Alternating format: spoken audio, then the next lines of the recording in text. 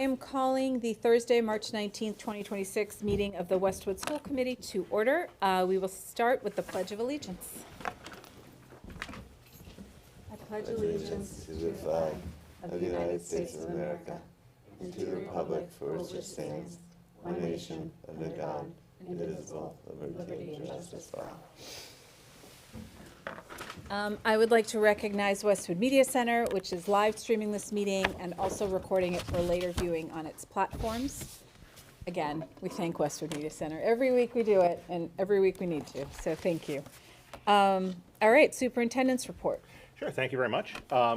So before I get into the one of the items on the agenda, we always like to start off our meetings just with some pictures from around the schools. So here we are at Sheehan on the left. There was an Olympic torch passed from class to class, and each class added the winter goal to the scroll inside of the torch to coincide with the Winter Olympics.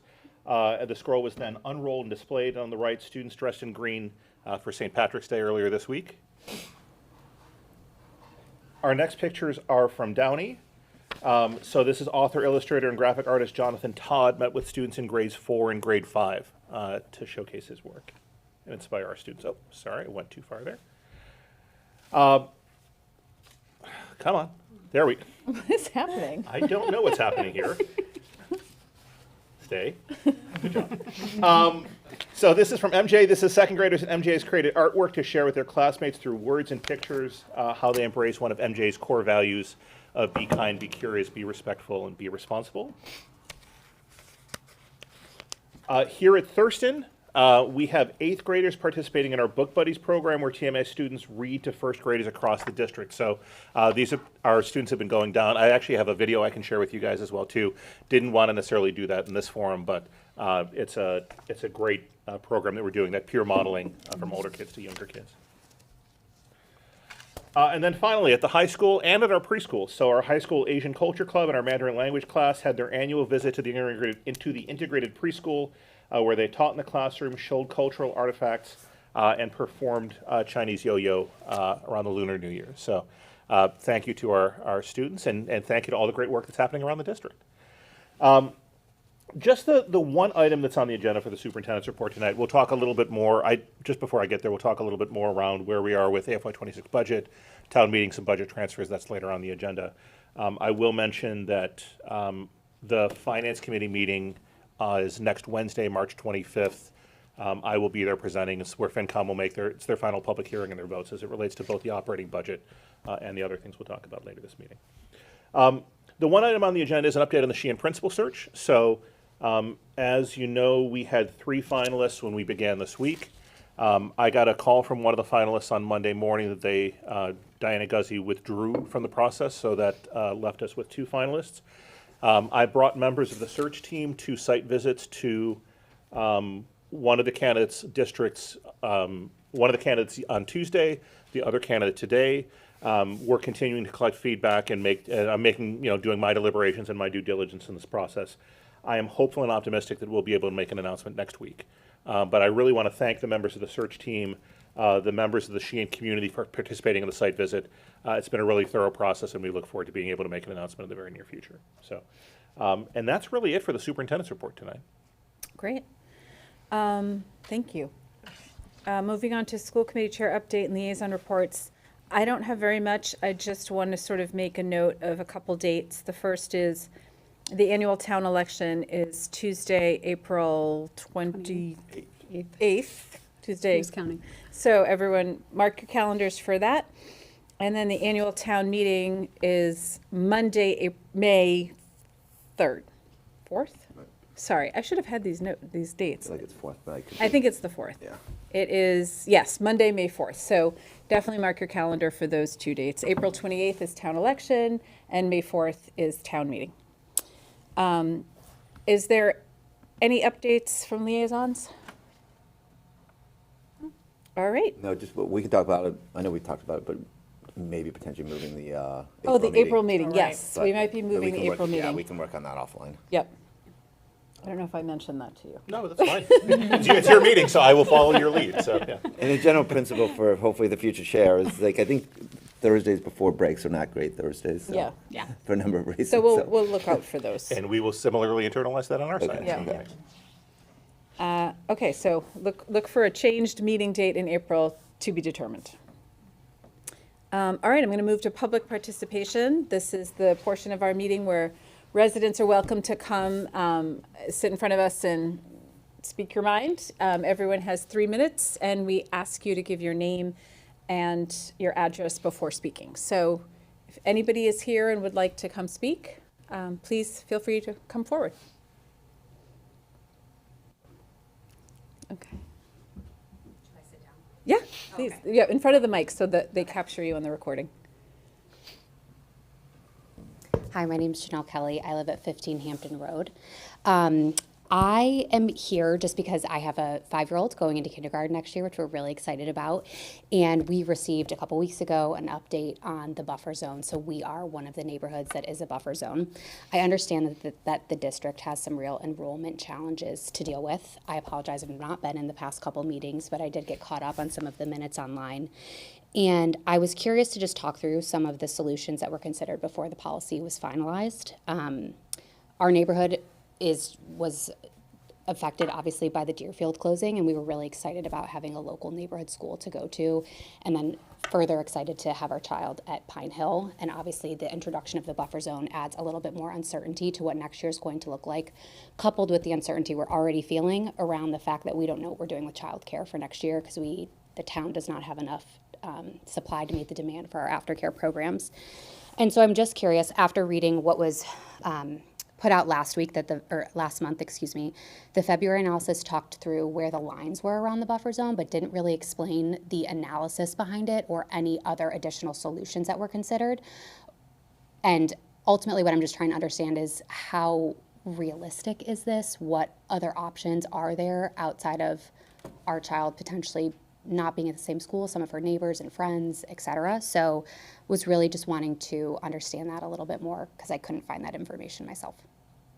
So public participation, we don't do back and forth. Oh, okay. But what we can do is someone can reach out to you after the meeting. Great. And maybe flush out that question more and give you whatever answers you might have, you might need. I did call, and whomever I spoke to at your office was super helpful, so I do appreciate that, but I didn't realize that I could Yeah, I ask know, questions, so- not everyone I knows. will follow up with you in the meeting. Okay, Yeah. thank you so much, I appreciate it. All right, thank you. Is there anyone else? Okay, closing public participation, and we are moving on to discussion items. The first item is the fiscal year 2026 budget update. So I'm looking at Lemma. Yeah, so it will be, just to frame this, right, just before I turn it over to Lemma to talk through this. So as we have talked about throughout the course of the year, we've had a few challenges as it relates to FY26. One is our challenge with IAs and ABAs and the use of contracted services. We've talked about that consistently since the fall. The other one is around special education tuitions. That's been reflected in both our conversations here and obviously the impact on the FY27 budget. So with that framing in mind, Len, I'll turn it over to you. Sure. Okay, so I will start with the request for transfers related to IA and ABA expenses. And for context here, I know the committee remembers from our October, first quarter school committee meeting, I presented an update where I informed the committee that we did anticipate a significant deficit on the contracted services line in student services this year. That's related to vacancies in IA and ABA positions. We started the year with about 7 to 8 positions vacant in IAs, and then we had 11 vacancies in ABAs. So throughout the duration of the year, and I have looked at any ebbs and flows in that, but it's been consistently over 20 positions that have been vacant. In early March, when I ran the most recent analysis, it was 23 positions that were vacant that were filled by contractors. So my prediction was that line would be over by $1.5 million. It's my more recent estimate is 1.67 million for year end. And of that overage, 1.25 is directly attributed to the agencies that we are using for these contractors to fill positions. So the plan to address that deficit is first to request a transfer with school committee support of funds from the salary lines for the IAs and ABAs, and the recommended amount of that transfer is $905,000. that would be transferred from those lines directly to the contracted services line to offset whatever we can of the deficit. And I looked at that by tracking how much of our salary expense has not been depleted and how much I continue to need some money on these lines, of course, because we have staff in these positions. So we'll continue to need that to issue payroll for the remainder of the fiscal year. But I'm confident that we can release 905. And then the remainder will have to be a request for funds from the town at town meeting through a warrant article for 345, I believe was the number. And that's just to, again, address the remainder of that deficit. Contracted employees are always more expensive than our in-house employees, and we don't, in the school budget for benefits, we did have a conversation with the town to see if there was available money in the town municipal side, in the fixed cost budget, to cover some of these expenses, because they may not have drawn as much on their benefit lines, but they've told me that they are expended at the clip that they would have anticipated, so there wasn't available funding there. So between those two transfers, I think we address the 1.25 million problem, but we continue to have a deficit on the contracted services line. I do think it'll be possible to close the fiscal year with that deficit, because I track the over and under, and as we close the fiscal year, we also close down some POs that have not been used. So I think that that's a more manageable shortfall that we can absorb. Any questions related to that one, maybe? So just to sort of summarize, we're taking 900 from salary expenses, 680 from the ABA line item, right? Yes. At It's 680, so split across two 900 lines. plus 680, and then plus the 220. I think the 680 is a component. It's not the two of those. Sorry. Okay, so Yeah. So the 905 is the total transfer 900 across both and lines. the 680 is included in that. Okay. Yep. And then there's the 225, but I thought we were over by 1.67.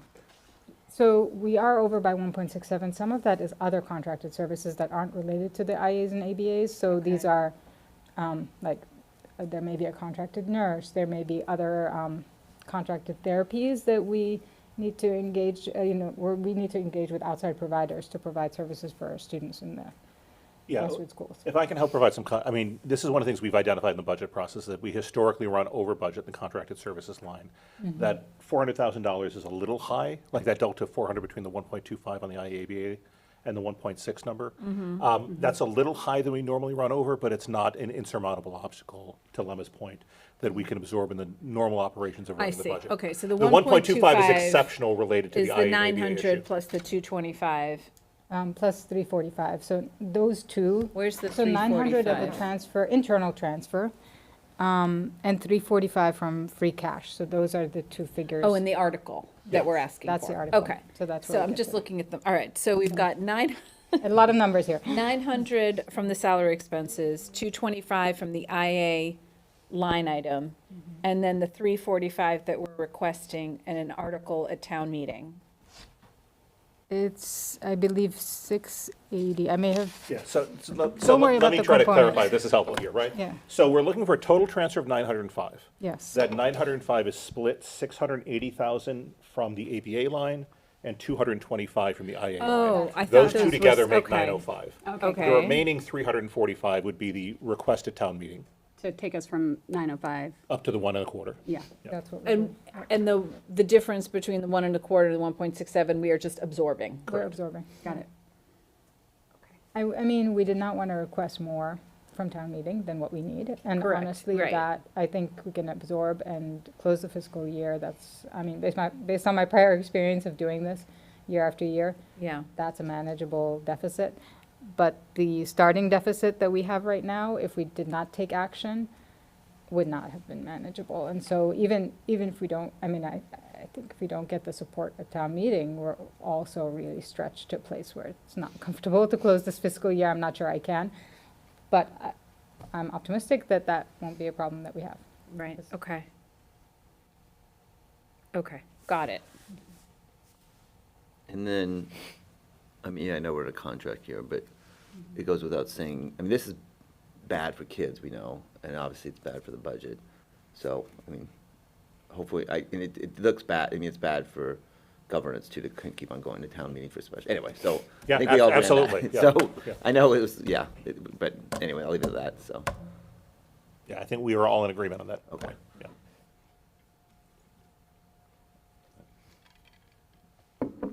Okay. Maybe I'll transition to the next one.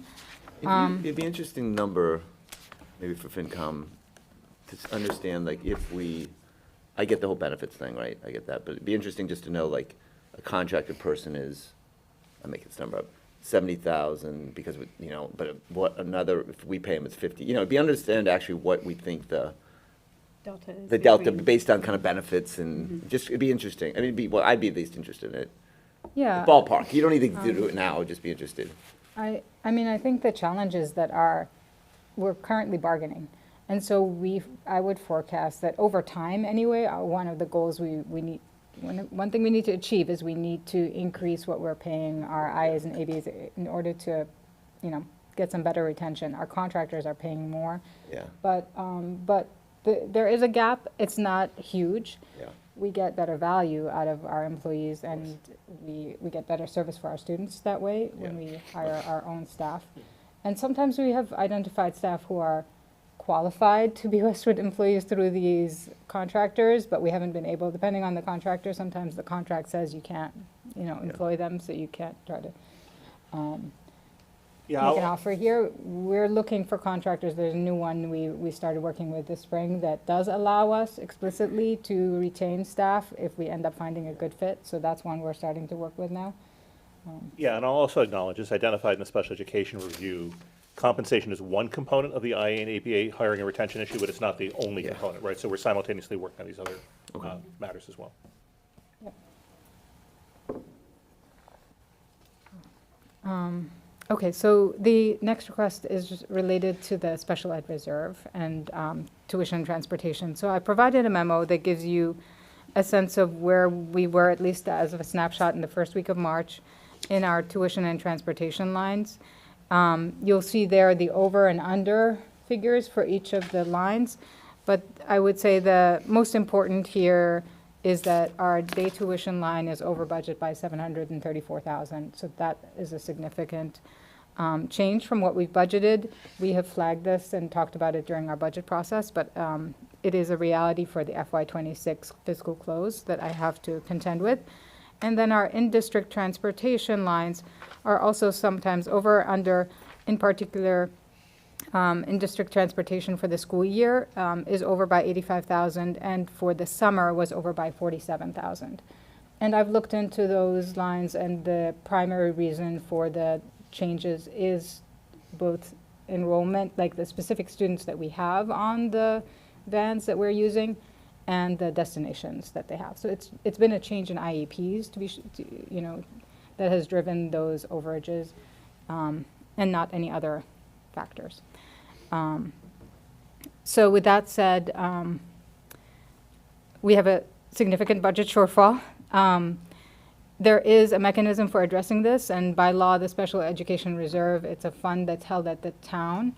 This is a fund that's held at the town that the town may establish to address unanticipated expenses in tuition, transportation, or other special education areas.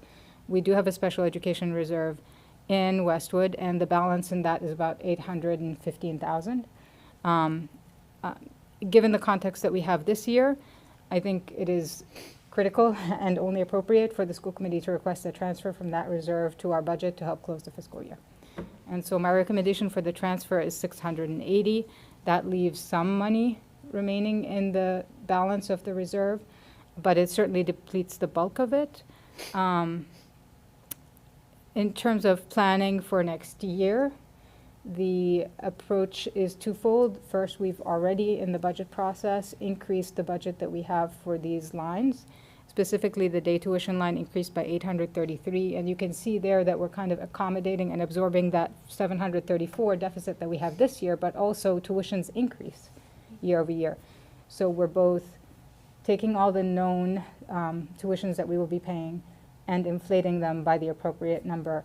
And so that's what we've accounted for in the in the budget increased by nearly $1 million, just to the day tuition line alone. We've also increased the summer transportation line. And for all of these budget lines, we go student by student, and we look at the actual placement, the calculation of the per day cost of that placement, and we project out and roll up the numbers. So they're all based on the known students that we have enrolled in the Westwood schools today. With that said, that's today's snapshot, and by the time the school year starts, things may change. There may be new students that we know are attending the Westwood schools, and there may be new IEPs. And so we need to account for unanticipated tuitions or transportation costs next year. And in order to do that, it's my recommendation that we ask at town meeting also for another warrant article to fund the special education reserve again, to replenish the funds that are there in basically the equivalent amount that we have depleted. So we're over budget by 758, and we're transferring 680, and we're absorbing We're absorbing the rest. the rest.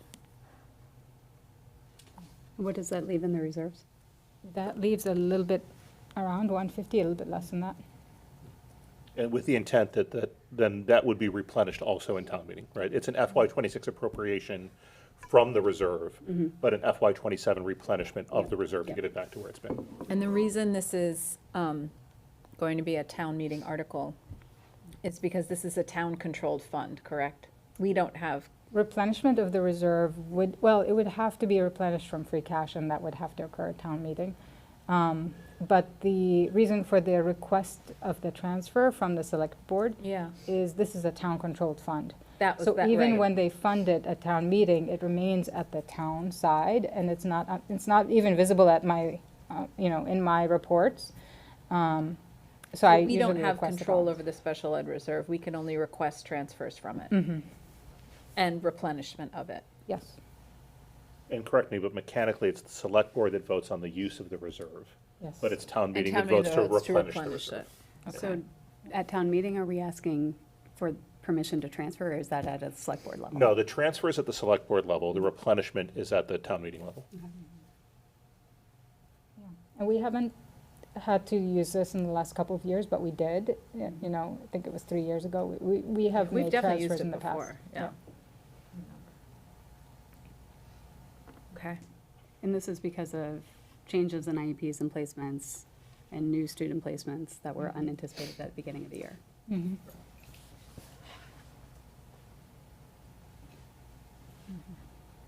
Okay. Any other? All right.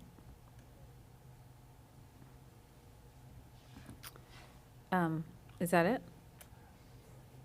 Yeah, Yeah, that's all the good news on the That's all FY the good '26 news. budget update. As it relates to the All right. next item, right, which is the warrant articles for 2026 annual town meeting, we're actually recommending three things. One is the aforementioned $345,000, sorry, I just want to make sure I have the language here correct.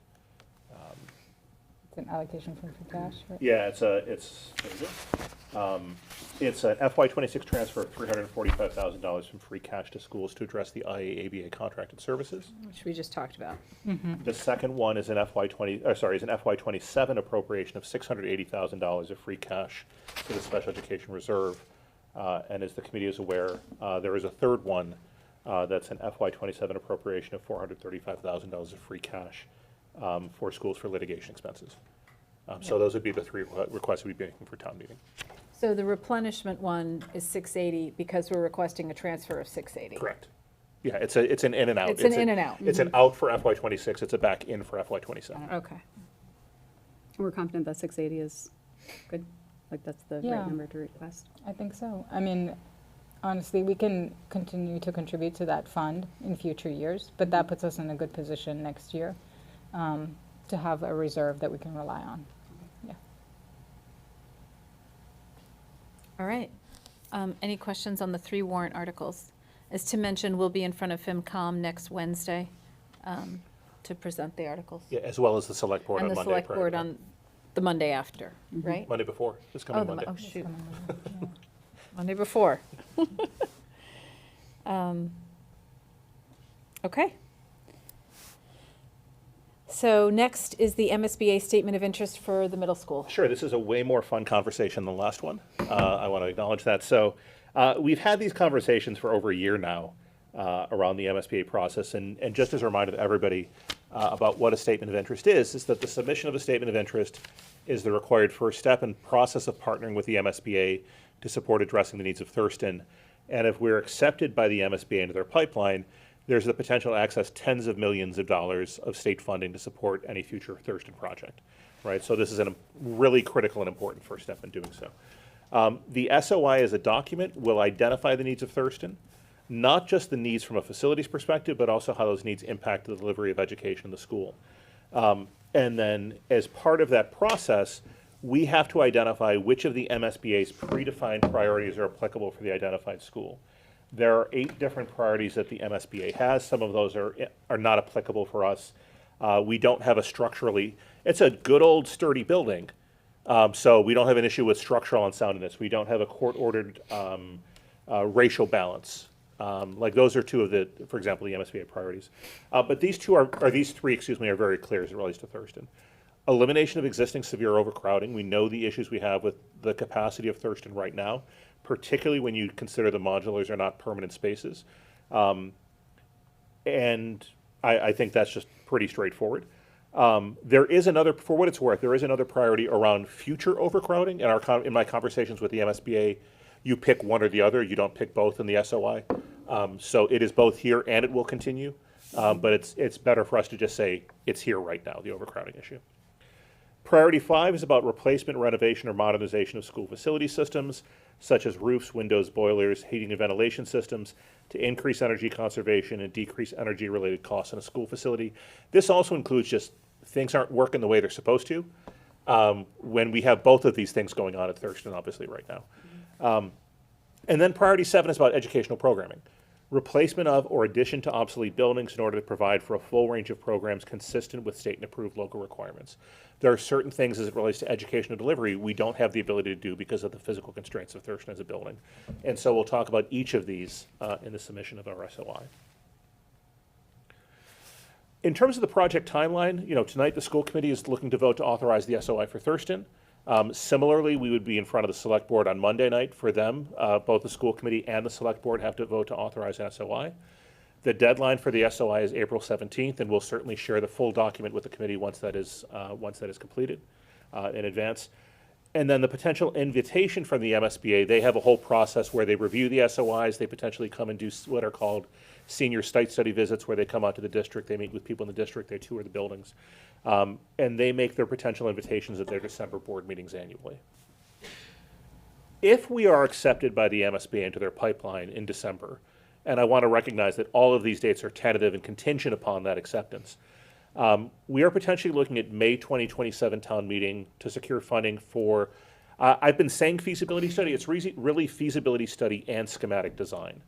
And that process would take from spring of 2027, likely until late 2028, maybe early 2029.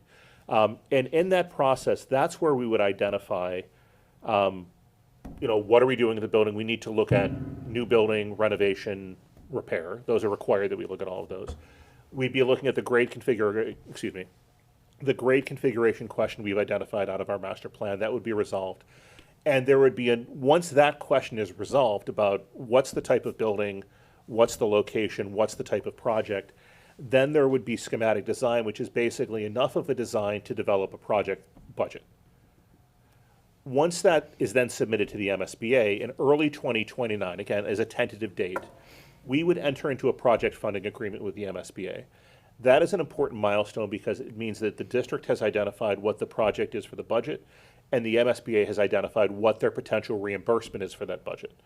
So that before we get to a town meeting and a townwide debt exclusion vote, there is clarity around what the project is, what the project's budget is, and what the state's potential reimbursement for that project budget is. So that's what that process would look like potentially from winter into spring in 2029. If there is, and I should say, contingent upon a successful town meeting and debt exclusion vote, that would likely leave 2029 to 2030 for detailed design. That's when you take that schematic design, you flush out, you do all the details related to that. Construction sometime between 2030 and 2032, within the fastest possible timeline, building construction being complete, and a new school opening in fall of 2032.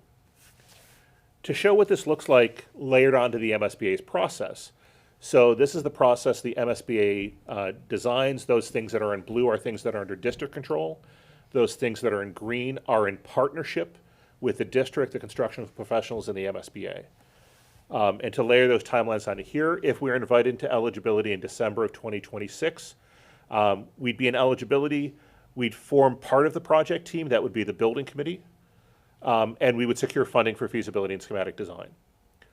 Then from spring of 2027 to early 2029, we'd hire the architect, we'd hire the OPM, we'd do the feasibility study, we'd do schematic design, then leading to that potential town meeting and townwide debt exclusion vote in spring of 2029, with detailed design happening for about a year to a year and a half, construction beginning, and then completing the project. The post-occupancy evaluation, that's a relatively new thing with the MSBA. That just means that after the building opens, they come back so they can learn about the project. It's not really something that we need to worry about in the timeline as a whole. It's more of an MSBA step. For context, the MSBA just came out a couple of months ago to Pine Hill to do their post-occupancy evaluation. But this is what the timeline for this process looks like. And again, all these dates are tentative, contingent upon the acceptance into the MSBA pipeline in December of 2026.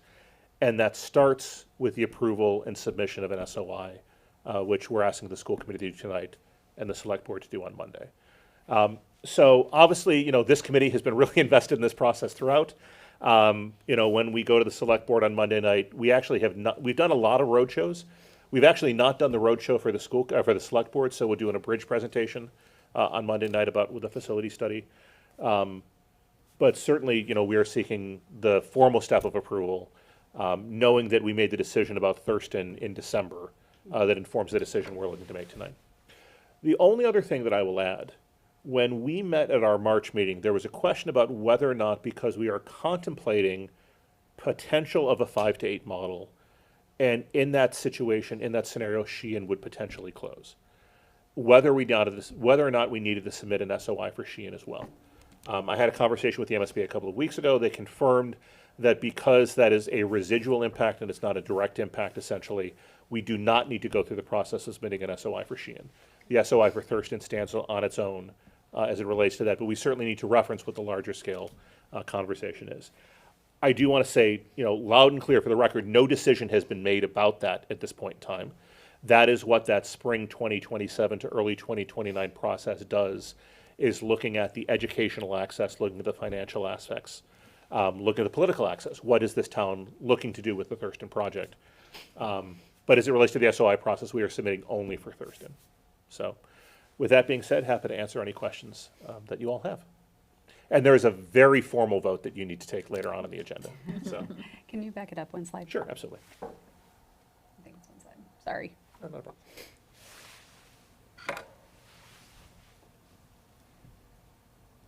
I feel like with Pine Hill, there was a moment when we had to go to town meeting to vote on maybe the funding for the feasibility study. Yep. Is that right for Pine Hill? So that is May 2027 town meeting.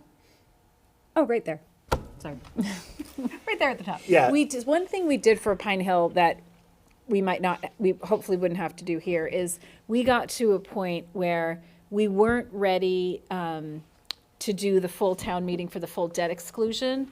It was the spring of 2021.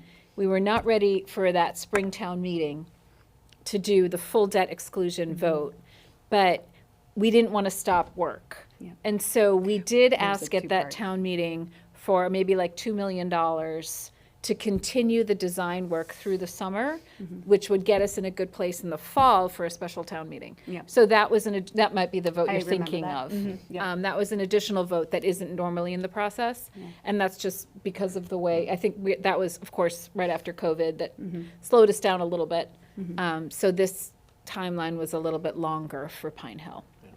And for clarity, the reason the feasibility study is just town meeting, but the project vote is town meeting and debt exclusion, feasibility would likely just be free cash. Right. Yeah. The full project would be a debt exclusion and borrowing. Yeah, the feasibility is probably to $2.5 million. I think it was 1.75 for Pine Hill, so I'm just bumping it up a little bit. And that could come from free cash, but of course, the debt exclusion is the big project. Yeah. Okay. I'm surprised at how long the feasibility study and schematic design period is. Is there any world where that could be expedited and it cuts off in spring 2028 and we go to town meeting then? I think realistically, no, for a couple of reasons. One is that the first few months of that are really going through the procurement process to hire an OPM and a designer. And so you have to hire the OPM first, because the OPM has a role in actually supporting the designer process. And there are checkpoints along the way with the MSBA where they have to approve certain submissions along the way in that process. So when we talked early on about do we want to look at going with the MSBA or not, and how could we accelerate, this is one of those areas that not going with the MSBA would potentially accelerate the timeline. Got it. But you're throwing away the tens of millions of dollars in the Right. process if you're doing Yep. it. Okay. So even if we wanted to, we're kind of like, we're working on their timeline. Yes, and, right? So we are working on their timeline and their dates, but also because there is the procurement process, Yeah. there is the conversation we need to have with our construction professionals and the community around what is the right option. Yeah. And then we actually need to do enough design around that option to develop a budget. So all of those things happen in that timeframe. Thanks.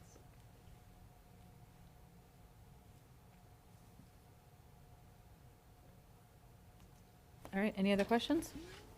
Okay, so we will be in front of the select board looking for that approval on Monday. Moving on to the 2026-2027 calendar, we have now included the early release days. The one we previously approved was just holidays and vacations, and this one now includes the early release days. So do you want to speak to that? I'll actually Caitlin? let Caitlin speak to it. Yeah, thank you. So the early release days, you'll see in the calendar draft that you have linked, they are scheduled in the same manner as they have been in years past, and the same number of early release dates as in years past. So we try to schedule them about twice per month. March gets 3 next year, November gets 1, for a total of 19 early release dates for professional development. There are 2 more early release dates that are that do not have afternoon professional development associated with them, and that's the Wednesday before Thanksgiving break and then the last day of school. So those are additional early releases for students, but don't have PD attached for teachers. The calendar, when we do this work, we are trying to take into account semester timelines because there are days reserved for conferences, report card writing. So we want to make sure it lines up with some of the benchmarks and assessments that we do. We also worked to avoid scheduling an early release afternoon in a week where there's already another holiday or observance where school's closed for another reason. Doesn't work out perfectly, but we made it work as best we could throughout the year. There are 2 times in the calendar where the early release weeks come consecutively. And I think in both instances, you can look at the weeks before, the weeks after, and you'll kind of see how we landed where we did. One of them is October into November. November is such a busy month already with plenty of observances and holidays. And when you look at October, there were reasons that the October dates had to be in the weeks they were, so that's how we ended up with those consecutive days, or consecutive weeks rather. The other one is from, let me see, February to March was another time where we ended up with 2 weeks with consecutive early releases, and that was mostly due to the February vacation week and limiting the number of Wednesdays we had available in February. So that is sort of the background as to where we got to those days for you with the early releases. And I always like to put in the plug for what do we do on those days, because I know, my child is in a different district that also does early release Wednesdays. I know that it's a challenge for families, and the work is so critically important. So we are so grateful to have this time. One of the things that is unique about Westwood is that on the early release days, the teacher day is actually longer than usual. There's a little contract or day extension on those early release Wednesdays. So the teachers are working a longer day than usual. And in that time, it's a mix. There's a handful, or more than a handful, 8 to 10 days That is contractual time laid out in the teacher contract for, like I mentioned, the report card writing, the conferences, and team collaboration. And then the balance of the days are for professional development. So when we talk in our strategic plan about universal design for learning, when we're implementing a new curriculum like mid-school math, that's the time when we are able to really dive in and give teachers the tools that they need to be able to do this work. When I think about going forward next year, we just saw the special education audit presentation last week. There were plenty of mentions in there of areas that we need to focus our professional learning on.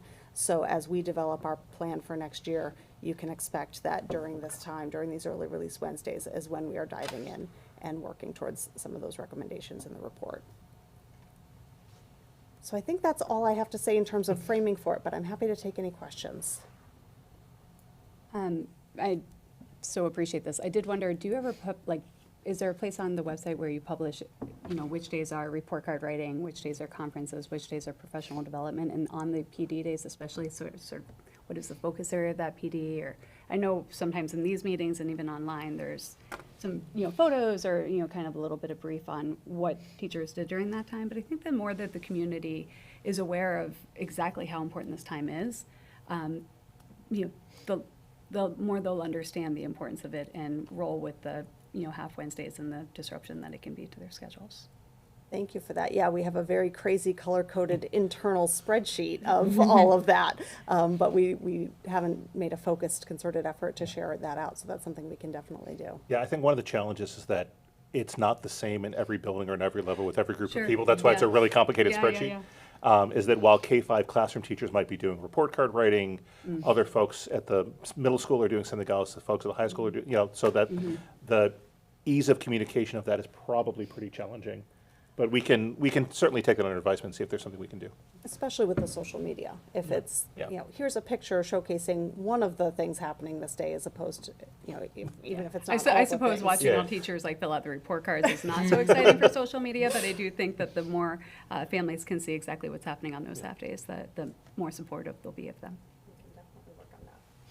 Can I ask a question about December 23rd? About December 23rd? Yeah. I know we You have may. time, I know we have time on learning. So my question is around, I know we have a time on learning minimums, but could you move to the calendar like you do the day before Thanksgiving, which is actually like, not really, it's really short for like high school and stuff. So you're. So like the high wondering- school, like the regular early release is like the high school's at 1:20 or whatever, I don't remember exactly. But on that day before Thanksgiving, or that last day, it's at 10:30. I So don't. you're looking at a half day as opposed to an early release day is the Yeah. question. Is it- Because, I mean, that day before, I mean, I'm not an educator, but I don't think much goes on that December 23rd, in my experience. And so, no, I mean, actually meaning it somewhat seriously, just, you know, Yeah, it's tough to answer that question on the fly because of the time on learning yeah, okay. requirement. Just curious, I'd like to get active, because, I mean, you're not really gonna lose much that day, if you lose a couple, I don't know. It's an observation. Yeah, I appreciate all the work that goes into this, and it's so interesting because it's great that they're, like, particularly in the fall, we're not having early release days lined up with holidays, but then I look at like February and March, and there's like 4 weeks where the kids aren't in school for a full week, and I worry about snow days if we have another winter, but I'm not seeing a better solution. Like, I feel like there's really nothing we can do, right? It's, It is. we've done several variations where Yeah. what if we bump it all 1 week earlier, then we run into these holidays? What if we Right. bump it all 1 week later and we Right. run into things? So, yeah, it is. I also remember, I don't know, I know, Tony, you were on it, but there was, and you might have been on it, Amanda, but there were a couple years in a row when we had 21 Yeah. professional development days. So I think 19 feels like a good number. 21, those particular years felt excessive. So I think the 19 is a really good number, and I appreciate you guys sort of, sticking with that as opposed to the higher years.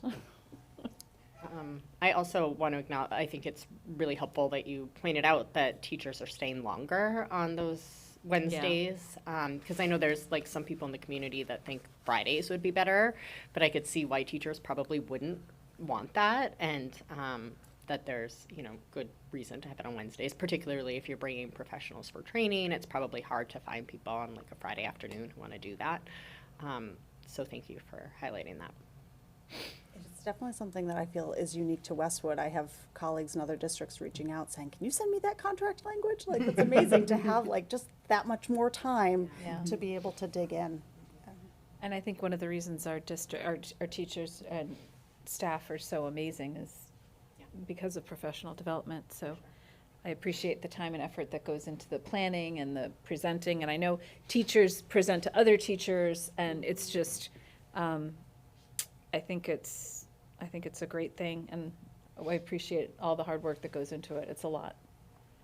Thank you. So. It is a lot, and teachers want to be in the classrooms every day, working Yeah. with their students and doing their best by them. And then there's AI and UDL and Yeah. all, all the things, all the curriculum, all the teaching practices. There's a lot that we need to be able to keep learning around. Yeah. So we appreciate the time. All right, anything else on that? Okay, we are moving to the second reading of the draft revisions to the wellness policy.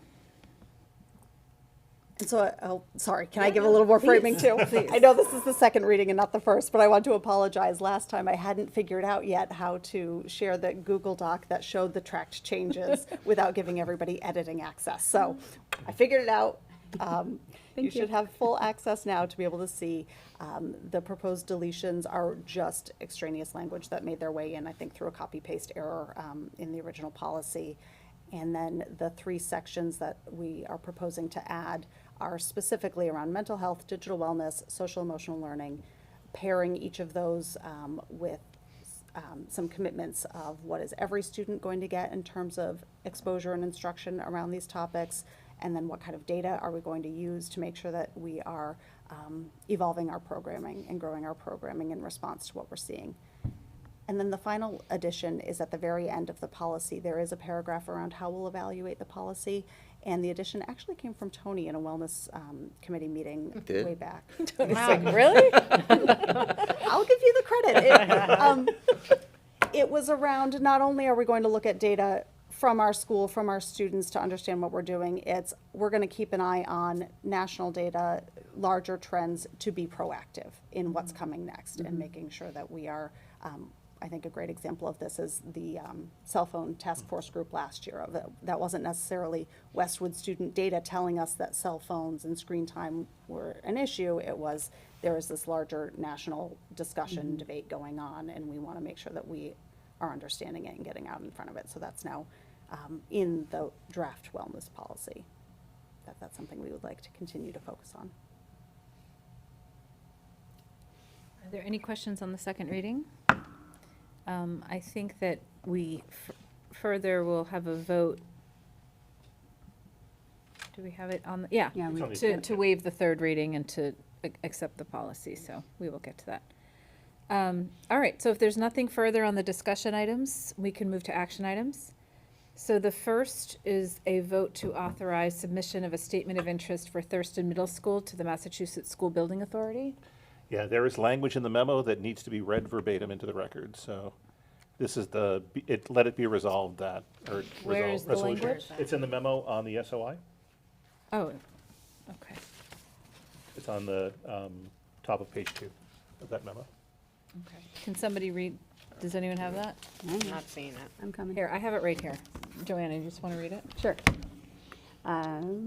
Starts with resolve. Starts with resolve. Resolved, having convened an open meeting on March 19th, 2026, prior to the SOI submission closing date, the school committee of the town of Westwood, in accordance with its charter, bylaws, and ordinances, has voted to authorize the superintendent to submit the Massachusetts School Building Authority Statement of Interest form dated April 17, 2026 for the Thurston Middle School located at 850 High Street, Westwood, Massachusetts, which describes and explains the following deficiencies and the prior categories for which an application may be submitted to the Massachusetts School Building Authority in the future. Priority 2, elimination of existing severe overcrowding. Priority 5, replacement, renovation, or modernization of school facility systems such as roofs, windows, boilers, heating, and ventilation systems to increase energy conservation and decrease energy-related costs in a school facility. Priority 7, replacement of or addition to obsolete buildings in order to provide for a full range of programs consistent with the state and approval local requirements. And hereby further specifically acknowledge that by submitting the statement of interest form, the Massachusetts School Building Authority in no way guarantees the acceptance or the approval of an application, the awarding of a grant, or any other funding commitment from the Massachusetts School Building Authority, or commits the town of Westwood to filing an application for funding with the Massachusetts School Building Authority. Okay. Sorry about that. Okay. Can I get a motion to approve that resolution? Second. All in favor? Aye. Unanimous. I just want to make sure there's nothing, okay, great. So we are done with that. Why can't I get out of that? Sorry, hang on one second. Okay. Second vote is to transfer fiscal year 2026 funds from salary to non-salary accounts. Do we have language we need for that? I don't think it's formal. I would just need your approval to transfer the total of $905,000 from the instructional aids and the ABA lines. Can Two I con- get, we two could- contracted services. Two contracted services, yeah, I mean, if you want, you can play it I safe think it and can be one combined motion. one combined motion, yeah. I think, so if I can offer a suggestion for the language. The motion would be to transfer $905,000 from the IA and ABA salary lines to contracted services as presented at this meeting. I want to make that motion? You can just say so Just moved. say so So moved. moved. Okay. And Alyssa will capture it for the minute. Second, yeah, second. Okay, all in favor? Aye. Unanimous. Okay, a vote to authorize warrant articles for 2026 annual town meeting. So moved? Right. Second.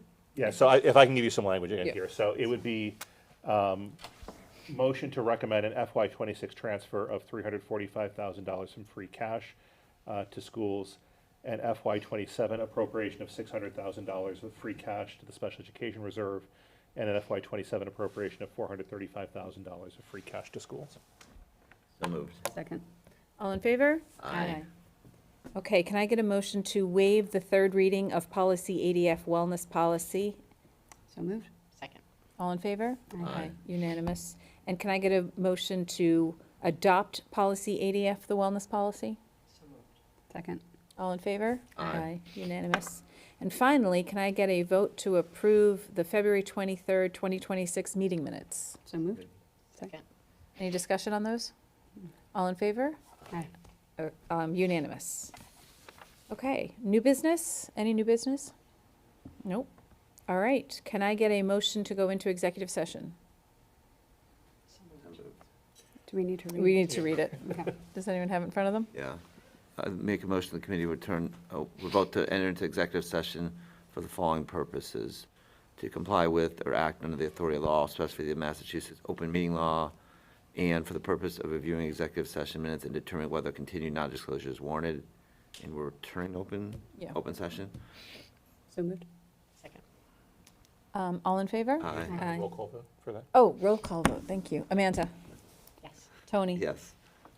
Joanna? Yes. And I am a yes. It is unanimous. And we are in executive session. Thank you, everybody. Okay, we are back in open session, and I am moving to action items that are on the agenda. So the first is a vote to approve the August 8th, 2025 executive session meeting minutes. So moved. Second. Roll call. Amanda? Yes. Tony? Yes. Joanna? Yes. And I am a yes. All right, can I get a vote to approve the August 22nd, 2025 executive session meetings? So moved? Minutes. Amanda? Yes. Tony? Yes. Joanna? Yes. And I'm a yes, unanimous.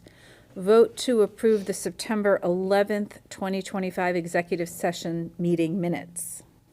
So moved? Roll call, Amanda? Yes. Tony? Yes. Joanna? Yes. I'm a yes. Vote to approve the October 17th, 2025 executive session meeting minutes. So moved. Second. Amanda? Yes. Tony? Yes. Joanna? Yes. I'm a yes. Vote to approve the October 24th, 2025 executive session meeting minutes. Second. Amanda? Yes. Tony? Yes. Joanna? Yes. And I'm a yes. And those will be released out of whatever you call them. They will be released. And then finally, a vote to approve the November 7th, 2025 executive session meeting minutes. Second. Amanda? Yes. Tony? Yes. Joanna? Yes. And I am a yes. And finally, I would like to say that we are also releasing the meeting minutes from the April 7th, 2025 executive session and the May 8th, 2025 executive session. Okay, It may be worth making a statement, the committee has reviewed all other executive session meeting minutes and maintain that they are not for release at this time. yes. The committee has reviewed all of the other previously approved and not released executive session meeting minutes, including the ones we just approved today. And with the exception of the ones I mentioned, has determined that they are not appropriate for release at this time. And we'll continue to review them as we go along. All right, I think that's all we have. Can I get a motion to adjourn? So moved. All in favor? Aye. We are adjourned. Thank you very much.